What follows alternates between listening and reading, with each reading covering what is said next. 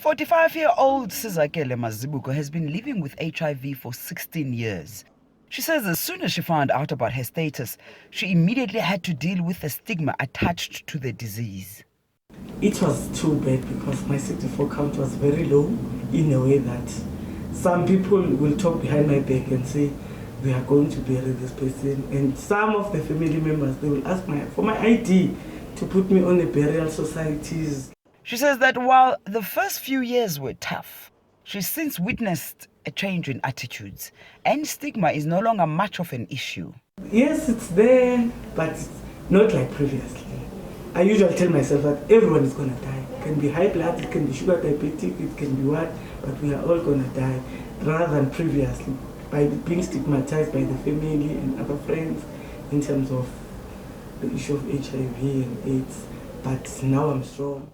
Over 2 million HIV-positive people in South Africa are on antiretroviral medication. South Africa's Health Minister, Aaron Motsoaledi, says that while there's still a long way ahead, he's happy with the progress made so far in the fight against HIV and AIDS. We have made strides, great strides. I could say we have turned the corner. Obviously, it will be wrong to claim that we've won, the war has been won. We've won a few battles, but the good thing is that we have turned the corner. The death from HIV/AIDS has remarkably reduced. Maternal and child health transmission from mother to child has markedly reduced. Our maternal mortality has reduced, under 5 mortality. All those were driven by the HIV/AIDS pandemic. Motsoaledi says the country is on track with the United Nations plan to end HIV and AIDS by 2030. We need to identify 90% of the people who are positive. They need to know their status. And then 90% of those who have been found to be positive must be put on treatment. And 90% of those who are on treatment must be virally suppressed. In other words, they must not be they are still HIV positive, but they cannot transmit the virus to another person because the viral load is so low. Once you reach that status of viral load being suppressed, then you can declare that, no, I've actually defeated this scourge. Motsoaledi is part of the delegation representing South Africa at the 2016 high-level meeting on ending AIDS. It's taking place at the UN headquarters in New York this week. For Sizakele, that meeting will only be meaningful if it deals with issues that HIV people face on a daily basis.